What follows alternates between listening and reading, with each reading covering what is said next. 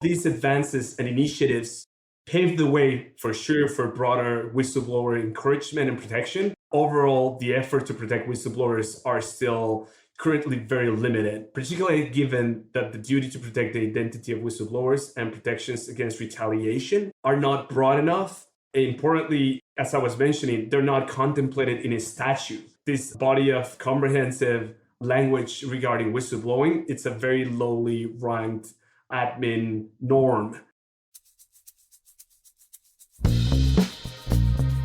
Welcome to the Hughes Hubbard Anti-Corruption and Internal Investigation Practice Group's podcast, All Things Investigations.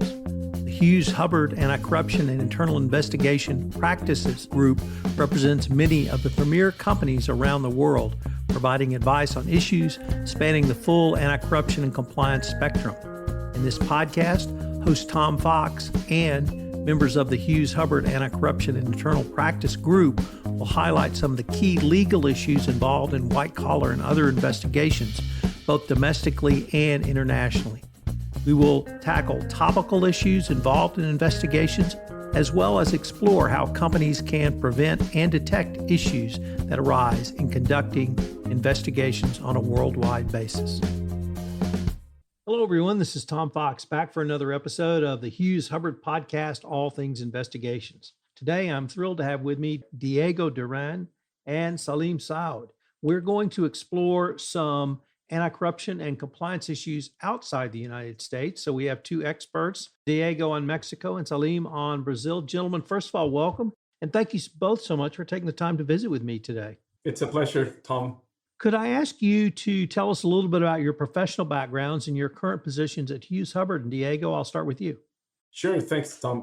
So I'm a dually licensed lawyer. I'm licensed to practice law in Mexico and in the US, in a couple of states. And I have a criminal defense background. I spent several years in Mexico working for one of the top criminal boutique law firms, defending and prosecuting, helping the prosecution with some investigations. When I moved my practice to the US, it was a natural segue to start working on what here in the US we call white-collar criminal defense and corporate investigations. I am a partner at Hughes Hubbard. I reside in the DC office, and I'm also the co-chair of the Latin American Disputes Practice Group. Salim? So I'm an attorney based in Brazil, in Rio de Janeiro, and I have spent some time in the US. I have practiced law in Houston, moved back to Brazil, and since 2016, I'm the partner of my boutique law firm, Saud Advogados, and we have an association with Hughes Hubbard and Reed. Our practice is basically anti-corruption, and I'm also a professor at FGV, where I'm the coordinator of the Anti-Corruption Compliance LLM. So, Diego, I have practiced law in the great state of Texas for nearly 40 years.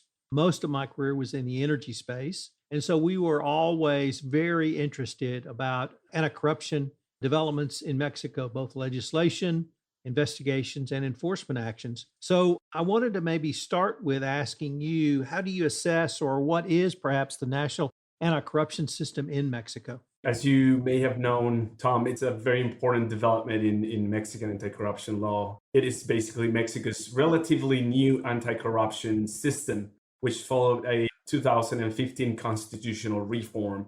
And it really meant a complete revamp of the way Mexico fights corruption. The NAS, as we call it, provided for the enactment and amendment of several laws. It really changed the landscape for Mexican officials, domestic and foreign companies, as well as individuals operating in Mexico.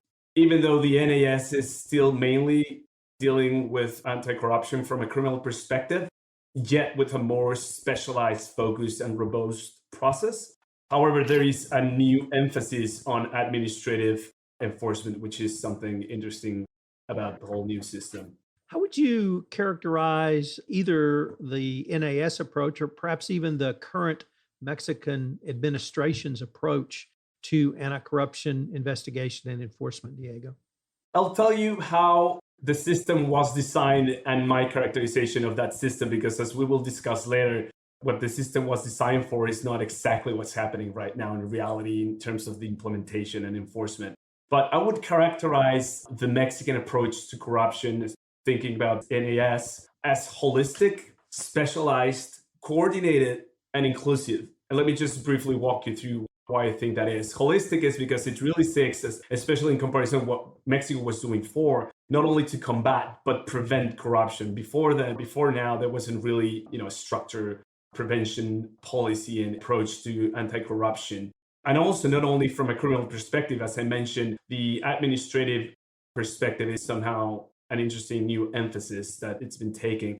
Specialized because there were several institutions specially created to operate within the NAS landscape. Coordinated because it really focuses and puts a lot of weight into the federal and state coordination, which sounds obvious, but before the NAS, there wasn't really something specific about it, and there was really no coordination.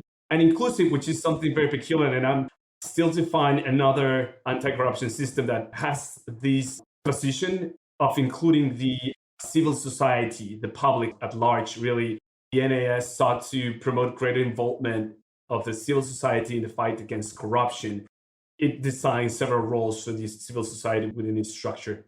So you've described how it was intended, or how I understood it was intended. What are some of the key features of the NAS that either businesses, compliance officers, or perhaps legal types like the three of us need to concern ourselves with when advising clients? Sure. So there's several features. Some of them were already in place before the creation of the NAS. Some of them are completely new, but what's important is that either new or old, the NAS really englobes them and uses them in a more deliberate and systematic way. So just to list the most important, I think, corporate criminal liability. It's something kind of recent for Mexican law. Corporate administrative liability, anti-corruption compliance programs, which is the first time such a concept is included in Mexican law. Foreign bribery, there's an aspect to pursue foreign bribery, but it's obviously not been exploited as of now. Disclosure of assets, conflict of interest, and tax returns for public official. There was a renewal of a law that included all these items and are key for the efforts currently. Active bribery, passive bribery, complete prohibition of facilitation payments, complete prohibition of gifts and entertainment. And obviously, it doesn't matter if bribery act is committed directly or indirectly. The use of intermediaries is no concern. Directly or indirectly, you will be punished. I would say those are the key ones. How would you assess implementation and enforcement to date, Diego? I kind of highlighted that there was something going on. There's truly a disconnect. To date, the implementation and enforcement of the NAS has been really mixed. And I'm trying to be positive and not criticize the government too much, but there's no way how to help them. I mean, there's been a bunch of issues. Designation of an appointment of government officials that are key and have important roles, especially in these newly created institutions. And so one example of them is something new that was created was specialized administrative judges that would specialize in anti-corruption cases as part of the new emphasis on administrative enforcement. To this day, there are a bunch of them that haven't been appointed. And that obviously makes it hard to punish serious administrative misconduct. So that shows you how that aspect of the implementation of the NAS is broken. Moreover, there is really no evidence to date that the new framework and infrastructure created by the NAS has been really utilized in major corruption criminal investigations. There's a big lack of public information on the prosecution of corruption cases, which obviously makes it hard for everyone to understand what the hell is happening in Mexico and how the government is really using the NAS. There have been some efforts to fight notorious corruption cases, but either these efforts have not gone through the NAS system or the results of ongoing investigations have proved slow and remain to be seen. Again, there's really not a lot of information. The lack of criminal enforcement under the NAS is perhaps really well highlighted by Mexico's failure to use the NAS in its somehow recent efforts to punish companies and individuals involved in the Odebrecht corruption scandal. These efforts have been handled outside of the NAS criminal framework. And by all indications, the Anti-Corruption Prosecutor's Office has not been involved in this or any other major corruption investigation, demonstrating that the NAS is still not being really utilized in the most serious corruption matters, which is obviously an issue. Could I ask you, what is the National Digital Platform, Diego? This is very interesting, and I think it's one of the by far coolest tools that have been contemplated as part of the NAS. It's the National Digital Platform, and it's supposed to help prevent and combat corruption. However, the platform is not fully functional yet, but it is anticipated to be a centralized database designed to host and process information about federal and state officials, such as assets, personal interest, and tax information, the names of public officials involved in public procurement processes, the names of public officials and private entities that have been sanctioned for certain offenses, information about public audit committees, corruption complaints, public procurement contracts. Really, the data on the platforms comes from federal government, state governments, and it's supposed to be an autonomous bodies, and it's conceptualized as an interoperable platform which will integrate and connect the various information systems held by the authorities in charge to fight corruption. Because what's happening now is that each state has a different system, the federal government has a different system, and they just really need to organize information and agree on how they're going to be sharing that. And that, from a technological perspective, it takes a while to do it, but it's a very exciting development. And a lot of people like myself, we cannot wait for this to be fully operable, because we think it's going to help in the fight against corruption in Mexico. Diego, one of the key components of a United States-based compliance program or government enforcement is whistleblowers. I wanted to ask you, is there perhaps a difference in philosophy under the NAS? Or the other question might be, what are some of the challenges regarding whistleblower protection under the NAS? It is regarded as something important, although in the list of important things, maybe not as important. That's why it has been relegated. But some steps have been taken to start implementing these protection systems for whistleblowers. But it's important to understand, in Mexico, prior to the adoption of the NAS, the Mexican approach really focused on establishing mechanisms to reward whistleblowers. They were just interested in getting information and reward whomever provided that information, not to protect the people providing the information. And that's kind of like the switch in the way of understanding what's happening before and now.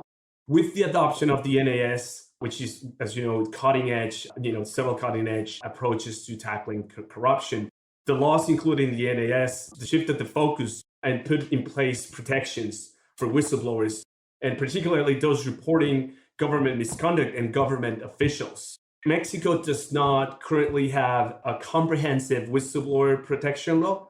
However, certain whistleblower protections are contained in some laws. Furthermore, in an unprecedented effort to further protect whistleblowers, in July 2019, the Ministry of Public Function launched what I think is the most important body, although very lowly ranked in terms of law hierarchy. It's called an Internal and External Citizens Corruption Alert Program. And it's really within the Mexican system, it's the only place where more comprehensively protections for whistleblower and their function is discussed. These advances and initiatives paved the way for sure for broader whistleblower encouragement and protection. Overall, the effort to protect whistleblowers are still currently very limited, particularly given that the duty to protect the identity of whistleblowers and protections against retaliation are not broad enough. Importantly, as I was mentioning, they're not contemplated in a statute. This body of comprehensive language regarding whistleblowing, it's a very lowly ranked admin norm, considering the whole pyramid of laws within the Mexican system. So this brings, completely different discussion about what happens if this administrative norm says something, but then a statute says something else. Well, the statute is going to obviously trump whatever this administrative norm is saying. So that just causes a lot of other issues. So there are some who think that this should be even codified in statute or as a constitutional amendment. There are pros and cons for both, but the discussion is still ongoing. So if I could ask you, Diego, what do you see as two or three of the top challenges for anti-bribery, anti-corruption enforcement in Mexico? So first of all, and if it's not obvious from what we've been discussing in the past moments, we have a very interesting and well-designed anti-corruption system, which is already in place. It's lacking some implementation, but most importantly, it's not being fully used. So I would say the government really needs to start fully using the NAS, number one. When that happens and it starts seeing the results, other problems will be tackled, which is the NAS institutions, especially the Anti-Corruption Prosecutor's Office. They need more budget and they need better prepared professionals, truly specialized, which is really, we're not seeing that happening. Also, there needs to be a political will for all this to happen. And that will also bring real autonomy to, for example, these elements of the institutions, the functionaries working on the specialized institutions. Once that happens, we will be able to start thinking about more proactive ways of using the NAS, such as maybe mimic what other countries are doing, especially the US, which is, the US collects a ton of money every year by imposing sanctions and penalties to companies who breach the FCPA. So I don't see why other countries could not be doing that. That's profitable. So, Salim, if I could switch over to you and your area of expertise, the country of Brazil. First of all, I'm sorry we didn't know each other when we both practiced in Houston, but perhaps we can correct that at some point. I don't think there is a country in the world that has been viewed as more of a partner to the United States Department of Justice and SEC than the prosecutorial services in Brazil. Over the past 6 or 7 years, been extensive cooperation, obviously starting with Car Wash or Lava Jato and moving forward. And that cooperation continues today, even, of course, though there was a change in administration. So I wondered, with that incredibly long-winded introduction, if you might be able to tell us about some of the key cases that you observed over the past several months and whether you believe they show there'll be continued cooperation between international investigative and prosecutorial services like Brazil and the United States. Yes, I think that the cooperation between the Brazilian authorities and the United States is magnificent. With Operation Car Wash, there was a tendency for the companies to start negotiating with the U.S. authorities and the Brazilian Public Prosecutor's Office. And since the FMC agreement, we have seen more and more global resolutions that also involve the CGU and the AGU. As you know, Brazil has basically two systems for anti-corruption enforcement. One is led by the CGU and AGU that act together and enter into administrative agreements with companies, administrative leniency agreements with companies. The other is led by the MPF, the Brazilian Public Prosecutor's Office. Sometimes they sit together and negotiate jointly, sometimes they don't. And originally at Operation Car Wash, we saw a number of companies that were very concerned with the criminal prosecutions of their executives, only entering into agreements with the MPF and later having to find out that they would need to negotiate an agreement with the CGU and AGU as well. Whereas now we see more and more companies trying to enter into joint agreements with all of the authorities and also with the US authorities. Among these, in the last few years, I mentioned the TCNIP-FMC agreement, which was the first global agreement from 2019. But last year, we had the AMEC Foster-Wheeler agreement, which was an agreement entered jointly by the DOJ, the SEC, the CGU, AGU, and MPF. Another agreement that was not a global resolution, at least not a simultaneous global resolution, but was the Samsung agreement. Samsung had entered into a settlement with the US authorities in 2019, and they reached an agreement with the Brazilian authorities in 2021. More recently, we've had Stericycle, which entered into a global agreement with the Brazilian authorities and the US authorities. They agreed to pay $109 million. 9 million Brazilian reais to the Brazilian authorities, and they were given a credit of that amount out of the amounts paid to the DOJ. Even more recently, we just had the Glencore case. Glencore reached a global agreement with the US authorities and the Brazilian MPF. They have not made any announcement with respect to an agreement with the CGU. It is possible they're still negotiating an agreement with the CGU and AGU. But what we have seen more and more is the involvement of all the Brazilian authorities in these joint negotiations with the US authorities. And on top of that, we know that the authorities do share information when they're conducting their investigations. Salim, how would you assess the impact of COVID-19 on overall Brazilian anti-bribery, anti-corruption investigation or enforcement efforts? The first thing that people ask is, and people think, is that because of COVID, there was no enforcement, and that's not the case. 2020, for example, was the year in which the MPF entered into the largest number of leniency agreements.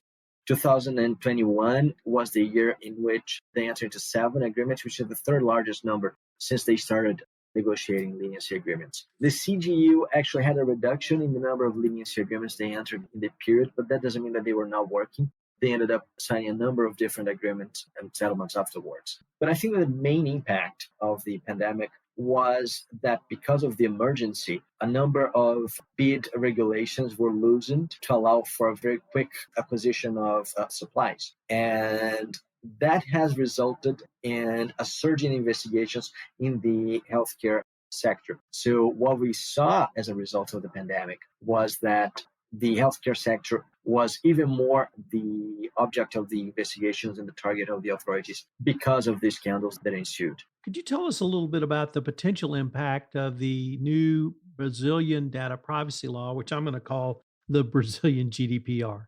Yeah, so the Brazilian GDPR, or the LGPD, which is the Brazilian acronym for it, a law that came into effect recently, still any relevant enforcement. It does bring some concerns, in particular in the investigation field. Because of the regulations, there was a concern of what were the limits that companies could go to when investigating their employees. What were the limits of how to handle the information and the personal information of employees in connection with the interviews. The general view, however, is that it doesn't change the ability for companies to conduct the internal investigations. It just requires the companies to be very attentive on how to justify the access to the information. And discussions about this already occurred prior to the enactment of the law, and it only became more clear the need to justify the access to the information of the employees, and obviously handling the access to the information in a way that is only limited to what is necessary for an investigation. That's the main impact. We're still to see large enforcement of the Brazilian GDPR, or the LGPD, and when we'll see this, we'll know better how the authorities will actually expect the companies to act. Salim, I understand there have been some recent regulations announced regarding or around the Brazilian anti-corruption law, the Clean Companies Act. I was wondering if you might be able to give us the highlights of those and how you believe they may strengthen or even impact anti-corruption investigations and enforcement in Brazil. Yeah, there have been a few regulations issued in the last few months. The Brazilian federal government has enacted an anti-corruption action plan, and as part of this action plan, they have implemented new regulations. One of them was the enactment of new regulations by COAF, which is the Brazilian Money Laundering or Financial Intelligence Unit, the Money Laundering Authority. They have expanded the role of public exposed persons to include a number of state and municipal agents that were not originally in the list. So that created an additional layer of authority by the Brazilian Financial Intelligence Unit with respect to these individuals. There has been a major change in a Brazilian anti-corruption legislation known as the Anti-Bribery law. This legislation change simplified the procedure for the enforcement of this law. It was a very protected proceeding that had a special procedure in court, and that has been simplified, but it also eliminated the negligent acts of improbity. These should reduce the number of improbity lawsuits going forward. However, the simplification of the procedure will also bring more effectiveness to the law, because what we've seen more recently, actually on July 18th, 2022, we came into force a new decree that regulates the Brazilian anti-corruption law. The Brazilian anti-corruption law was regulated in 2015 by a decree that was revoked by this new decree that came into force on July 18th, 2022. And this new regulation basically brings to the law all of the experience that the Brazilian regulator, the CGU, has achieved over the period. So there is more definition and more certainty as to how to apply the penalties, how to calculate the penalties. And this will make a practitioner in the field of anti-corruption compliance much more able to advise his clients, and also will make companies more able to understand what are the exact consequences of wrongdoing and what are the exact consequences of a settlement, which before that we only knew for experience. We now have it in more detail in the law. Salim, if you could detail, in your opinion, 2 or 3 of the largest challenges as we move into the second half of 2022 around anti-corruption investigations in Brazil? Well, I think the main challenge for, pretty much anything that has to do with the government in Brazil this year will be the elections. Either the last year of this government or the last year of the first term of this government. And we will see an attempt by the regulators to reach settlements by the end of the year, just considering the possibility of a change of government. But we'll also see some difficulty in adopting new regulations and new legislations to the extent needed. All changes of government actually bring some uncertainty with respect to how will enforcement continue, but also bring the possibility that whatever is going on under the current government will be examined in the future government. So I think that the elections is the biggest challenge. It could be good or bad, depending on which side of the political spectrum you are. But I think that we'll see some turbulence in the government in the next couple of months. On top of that, I think that the change in the probably law that I mentioned is probably one of the other main challenges. A number of proceedings are going on that have been initiated under the preceding law and are now being adapted to the new law. We still have to see how the courts will decide with respect to the applicability of the new law on the ongoing cases. So I think this is certainly one of the issues that will raise a number of doubts and questions in the next couple of months. Gentlemen, unfortunately, we are near the end of our time for this episode, but I was wondering if our listeners wanted any more information on yourselves or perhaps Hughes Hubbard or even the always great Hughes Hubbard FCPA and Anti-Bribery report, which comes out each year. What would be the best place for them to go? If I may, Tom, yes, definitely our website, www.hugheshubbard.com. They can explore different practices and for sure get a digital copy of all of our FCPA and anti-corruption alerts, which are, as you mentioned, is a fantastic resource that we devote a lot of time to produce every year. So I'm going to just take it a little bit further because I find the alert not only an excellent wrap up of what might have happened in the prior year, but really it's something that I use the entire year. And here we are in July, and I'm still referencing it for both what happened over the past year, but more importantly, in my discussions with both of you all, what we need to be considering from the compliance and anti-corruption compliance perspective. I wanted to thank you both for taking the time to visit with me, and I hope that we can continue this conversation. It was a pleasure, Tom. Thank you for having me. Pleasure.